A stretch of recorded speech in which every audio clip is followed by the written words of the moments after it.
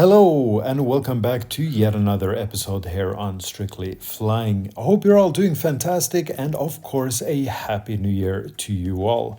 On today's episode, we will go back in time a few months to November 2024 and start our journey in South America in the city of São Paulo, Brazil.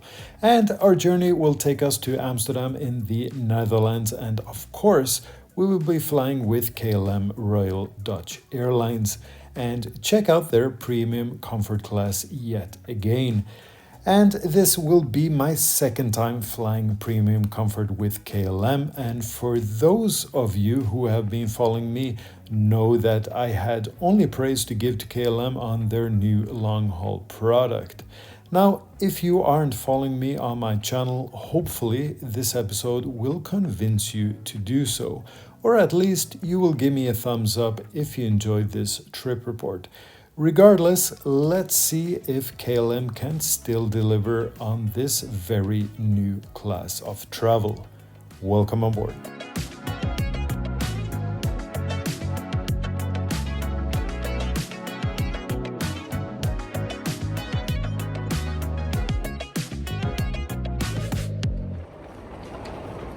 São Paulo Guarulhos International Airport is Brazil's largest airport and Brazil's gateway to the world, serving over 25 countries. Guarulhos hit a record number of passengers just before the pandemic in 2019, with just over 43 million passengers traveling through the airport. Today, we are more or less back again to pre-pandemic levels and saw over 41 million passengers passing through the airport in 2023. Now, there are several lounges at Guarulhos Airport, but our lounge is the only one located in the very far end of Terminal 3, just by the gates. This is, in my opinion, a great advantage as you can basically sit and wait in the lounge until just before boarding closes, as the gate is only a few minutes away. Now, I'd like to quickly mention that traveling in premium comfort class does not give you access to the lounges. Only business class passengers or those who have a higher status, such as Gold or Platinum with KLM Air France's Flying Blue program, will have access. And since I do have a Platinum status, I also have lounge access regardless of the class of travel. And this is also why I always recommend anyone who travels a lot to be loyal to one airline so you can also enjoy these perks when traveling. And as you can see, it is quite the walk to reach the lounge, but we are almost there.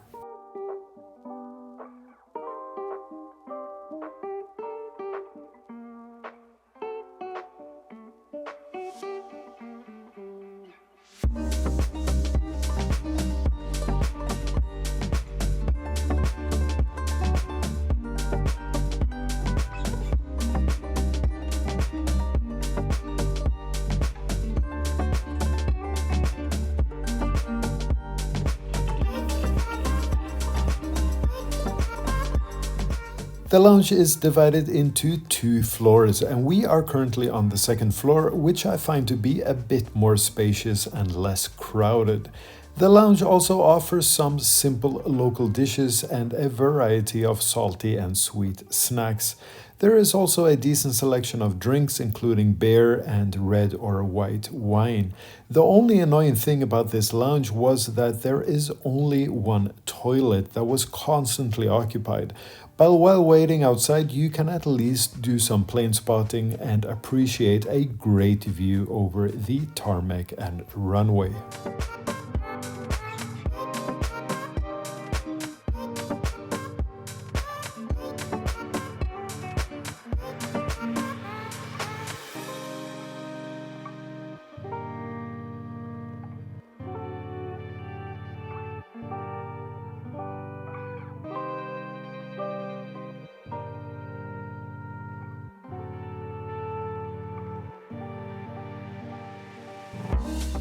Our aircraft is already parked at the gate and is a Boeing 777-300. The aircraft's registration is Papa Hotel Bravo Victor Foxtrot and is currently 13 years old. Now it is also time for boarding, so let's get on board and check out our seat.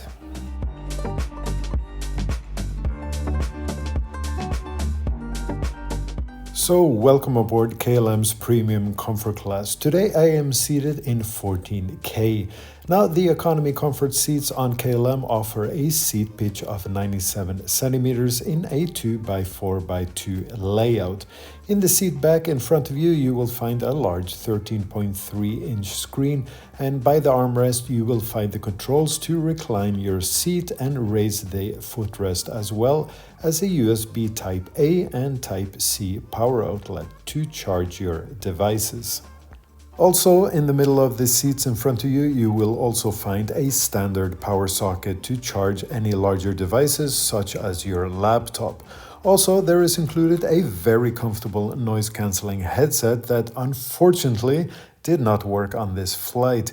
Now, I probably could have asked for a replacement, but I do have an older but still working great personal noise-cancelling headphone with a 3.5mm jack input that I used during the entire flight, so it was really no big deal. Behind the seat you will find a reading light as well as adjustable headrests, and I do find the seats in Premium Economy to be very comfortable in general. After boarding, we were handed out the amenity kit, and to be honest, I think this is almost an embarrassment and something KLM needs to change soon. Now, it's not the content of the amenity kit that is the problem. It is the very thin and obviously cheap laundry bag that everything comes in. Now, KLM states that it wants to save the ocean and save hundreds of thousands of plastic bottles and millions of bottle caps by handing out these laundry bags instead of the nicer traditional bags that, for example, Air France hands out in their Premium Economy class. So I am sorry, KLM, but I simply don't buy it. Now, we all want to save the planet and the ocean, but I personally believe that this has little to do with saving the planet and everything to do with saving cost and raising profits. Now, maybe you don't agree with me, but I feel nowadays it is so easy to use this excuse, and I believe if they really wanted to, they could easily have made an amenity kit that came in a stylish case that was made out of renewable material, but that would obviously have cost more. But in the end, we do pay a premium to sit in Premium Comfort Class. Apart from the amenity kit, we were also handed out the menu for this flight. And I remember that the food on my first flight with KLM in Premium Comfort Class was absolutely delicious, so I absolutely can't wait to see what KLM has on offer this time. And in the meantime, I'll let you read the menu while taxiing out to the runway and enjoy the takeoff out of São Paulo.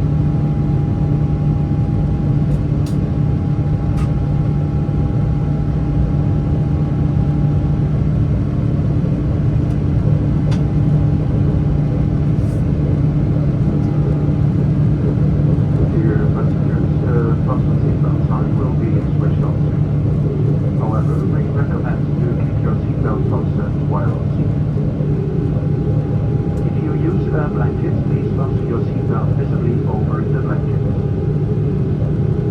And please be careful when opening the overhead compartments as items may have shifted and could fall out. On this aircraft you can make use of Wi-Fi. And please be aware that while crossing the Atlantic, sometimes the connection might be unstable, and please try to reconnect a few minutes after that. Take advantage of the option to send and receive messages for free or purchase one of the paid passes.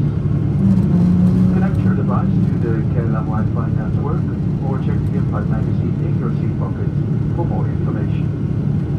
And we would like to inform you that you can access klm.com free of charge. And there you can check the latest status of your transfer with your booking code in MyTrip. And as this is a night flight and we will switch off the cabin lights after the first meal service, I would like to know in advance if we have any medical trained staff on board, such as doctors or nurses, who are willing to assist us in case a situation requires assistance. If so, could you please make yourself known to the cabin staff during the service? Thank you very much.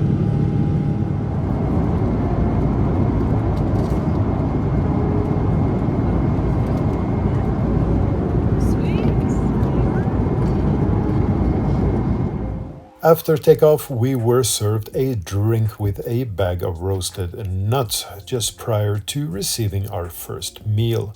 When the main meal was finally served, we hit some really bad turbulence and I had to wait 10 to 15 minutes before I even dared to start eating because I didn't want all of that food to spill onto my lap.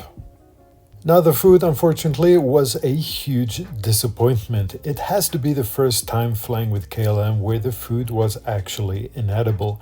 The meat was just so salty and so dry that I was desperate for a bottle of water before I had even eaten half of my serving. And this was such a disappointment as on my first time flying with KLM in premium comfort, the meal was absolutely delicious.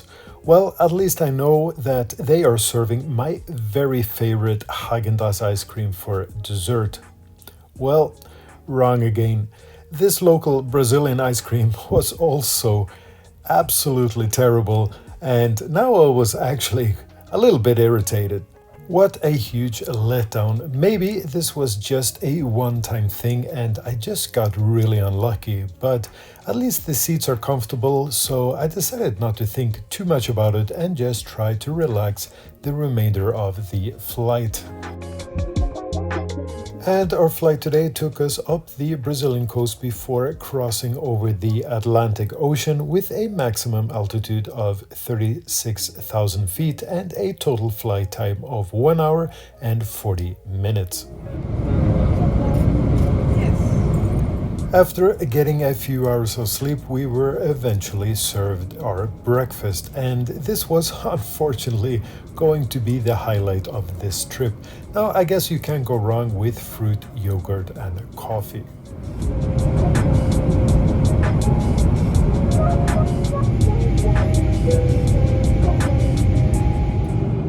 The weather in Amsterdam turned out to be quite sad and miserable, sort of the same as this flight had turned out to be, but it has to be said that I do enjoy flying with KLM, and despite the broken headphones and the absolutely terrible food, the seats in premium comfort are very good, and as always, the cabin crew with KLM are usually very attentive, polite, and have a positive attitude in general.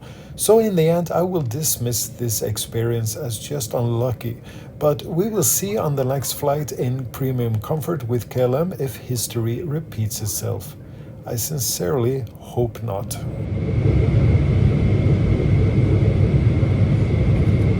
Cabin crew, take your seats, please.